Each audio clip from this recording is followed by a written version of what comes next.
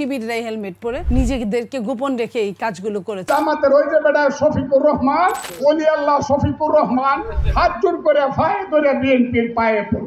দেশের রাজনৈতিক দলগুলোর শীর্ষ নেতারা একে অপরকে খোঁচা মেরে ভার্চুয়াল বিবাদে জড়িয়ে পড়ছেন। তাদের একের পর এক বেফাঁস মন্তব্যে বিব্রতকর অবস্থায় পড়েছে সহযোগী ছাত্র সংগঠন। বিএনপি ও জামাতের শীর্ষ নেতাদের বিভ্রান্তিকর এবং উস্কানিমূলক বক্তব্য নেতিবাচক প্রভাব সৃষ্টি হচ্ছে। এতে করে ক্যাম্পাসগুলোতে শান্তিপূর্ণ অবস্থানের পরিবেশ বিনষ্ট হওয়ার আশঙ্কা রয়েছে।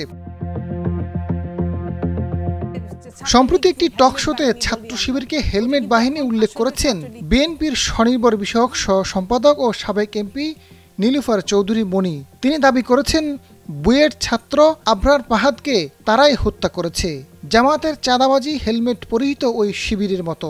বিএনপির নেত্রীর এমন মন্তব্যে নেটিজেনদের মধ্যে ব্যাপক ক্ষোভের সৃষ্টি হয়েছে। এর আগে এক টকশোতে 24 জুলাই বিপ্লবীদের কালো শক্তি ও সংগঠকদের রাজাকার বলেছেন বিএনপির চেয়ারপারসনের উপদেষ্টা ফজলুর রহমান। তার এমন মন্তব্যে সারা দেশে বিক্ষোভ কর্মসূচি পালন করেছে বিক্ষুব্ধরা। বিএনপির নেত্রী রুমিন পারহানা এনসিপি নেতা হাসনাত আবদুল্লাহকে ফকিন্নি সম্বোধন করেন, যা দেশব্যাপী ব্যাপক সমালোচনার সৃষ্টি হয়।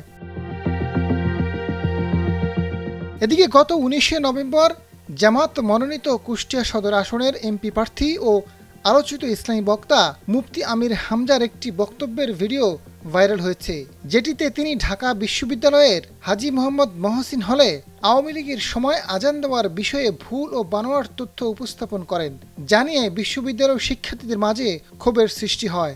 তার এ বক্তব্যকে কেন্দ্র করে শিবিরকে জড়িয়েও নানা মন্তব্য করতে দেখা যায়। বিষয়টি নিয়ে প্রতিবাদ জানিয়ে মহসিন হলে সংবাদ সম্মেলনও করে ছাত্রদল। উভয় দলের শীর্ষ নেতাদের বেফাঁস মন্তব্যের বিষয়ে ছাত্র শিবিরে ঢাকা বিশ্ববিদ্যালয় শাখার সাধারণ সম্পাদক ও ডাকসু এজিএস মহিউদ্দিন খান জানান, কাঠামোগতভাবে বিএনপির সঙ্গে ছাত্রদলের যেরকম সম্পর্ক সে ধরনের সম্পর্ক জামাত শিবিরের নেই। তবে কিছু বিষয়ে কোঅপারেশন থাকে। জামাতের কেউ বক্তব্য দিলে সেটা শিবির গ্রহণ করবে তা নয়। বক্তব্যের সত্যতা, বাস্তবতা ও বলিষ্ঠতার বিবেচনায় সংগঠনের পলিসি অনুযায়ী গ্রহণ করা হয় না। মুফতি আমির হামজার বক্তব্যের প্রতিবাদ জানিয়েছেন বলেও জানান তিনি। রাজনীতি বিশ্লেষকরা বলছেন, ছাত্র সংগঠনগুলোর উচিত শিক্ষা প্রতিষ্ঠান ও শিক্ষার্থী কেন্দ্রিক নিজস্ব রাজনীতি ও সময়োপযোগী বয়ান তৈরি করা। মূল দলের উপর মাত্রাতিরিক্ত নির্ভরশীলতার ফলে ভালো মন্দ সবকিছুর প্রভাব তাদের উপর পড়ে।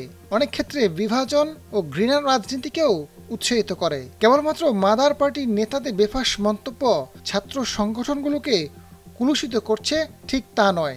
নিজেদের ভালো মন্দ কাজের কারণে সাধারণ শিক্ষার্থীদের কাছে মূল্যায়িত ও বিবেচিত হয়। আজাদ ফারুক, ডেস্ক রিপোর্ট, সময়ের আলো।